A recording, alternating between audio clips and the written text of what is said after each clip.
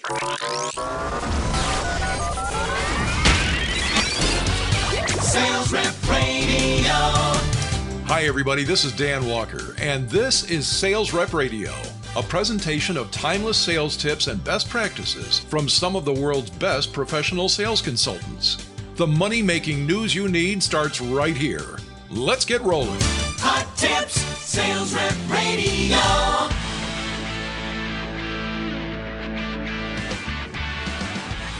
If you've been paying any attention at all, you've probably noticed that the role of the sales rep has changed, and that what once worked in sales is no longer good enough.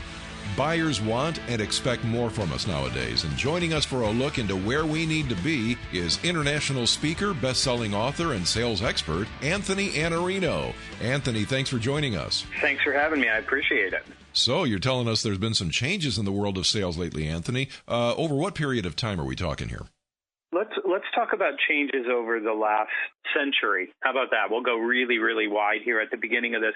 All right. We're in for a little history lesson, sounds like. So let's just think about what a salesperson did from the beginning of time. I traded something with you, so I had something of value, you had something of value. We had to discover that. So there was a lot of prospecting. There's a lot of asking, and there's probably some storytelling if you go back far enough in history. That served us for tens of thousands of years. And then we got to the industrial age and things got tricky. All of a sudden you have the ability for people like Ford to mass produce cars. And now you've got people that have to do something other than just prospect, other than close, and other than tell stories. They also now have to differentiate themselves. And then as markets get more and more crowded, we have to start doing discovery work to find out what are the preferences that our customers have, especially in the B2B space. And then we have to negotiate because we're creating different levels of value. I might create more value than somebody else. That served us all the way until, I'm going to call it, the turn of the century, and certainly over the last, let's call it 7 or 8 years. And now all of those skills that we needed, the closing, the prospecting, the storytelling, the diagnosing, the negotiating, the differentiation, those served us for all this time. But now we need a new set of skills. And without this set of skills, you're going to struggle as a salesperson. And that includes business acumen, which means you need to understand how business works because you're having a business conversation in the B2B world with other business people who are trying to figure out what you know that might help them. And Dan, I tell sales organizations and salespeople this all the time. You only need 2 things to be a trusted advisor. You need trust and you need advice. And so if you don't have the business acumen, you're missing the advice part of a recipe that only has 2 ingredients. And so it's really critical that we get this now. The next thing that you need is the ability to help other people change. So you first have to understand why they should change. And then you have to understand how to build consensus in somebody else's company when it's hard to even build consensus in your own company.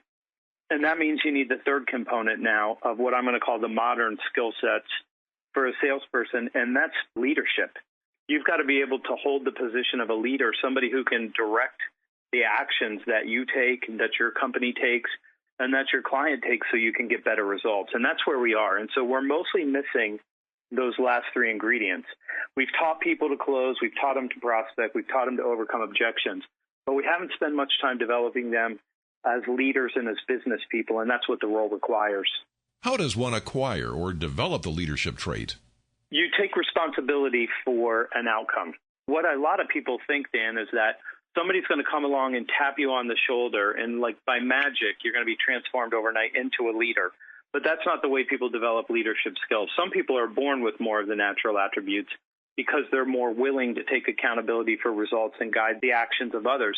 But it is a learned trait, and you can by saying, I'm going to be responsible for this, and I'm going to influence people to take the right actions to get this done. The decision that you make to be a leader happens in 1 second. You decide, I'm going to be accountable for this outcome, and I'll take responsibility, and I'll help align all the resources around it. You're a leader. And it's a decision you make, not something that somebody can give you.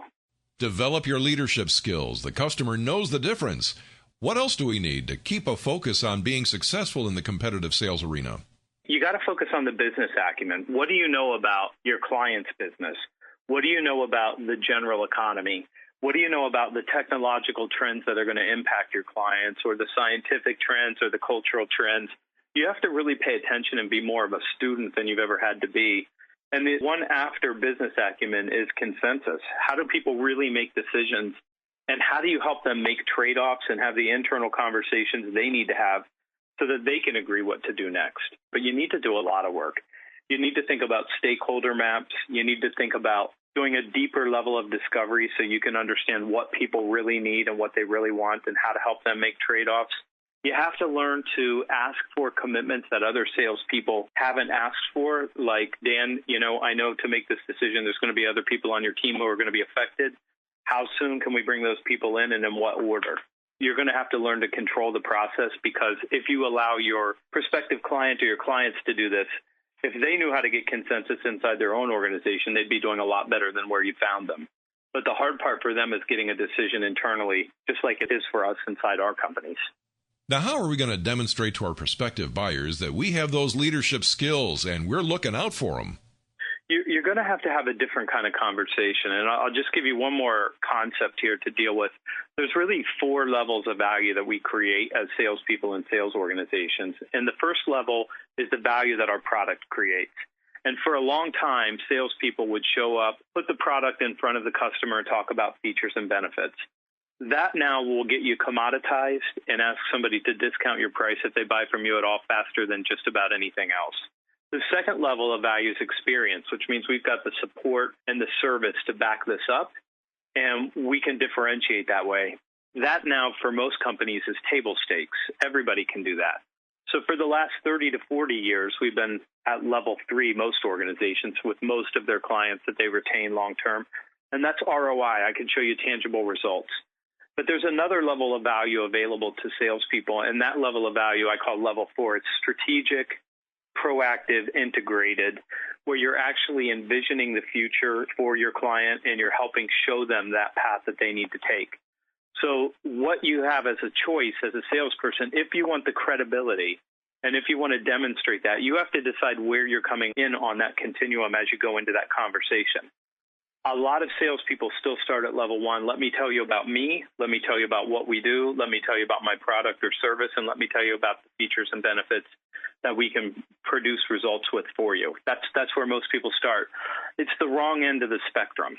The right end of the spectrum is to come in and say, let me help explain why you're not able to get the results that you want right now. Let me tell you about how the world you live in has changed. And let me explain to you why you should change now. And let me explain to you the choices you're going to make, whether you ever buy from me or from somebody else.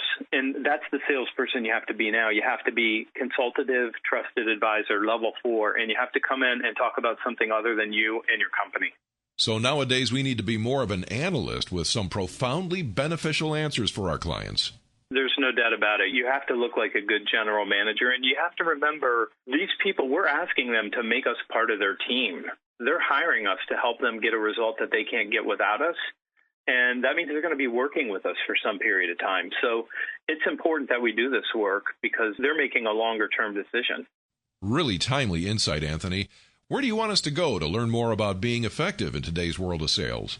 Best place to go is thesalesblog.com and youtube.com/Iannarino, where I do a daily video blog.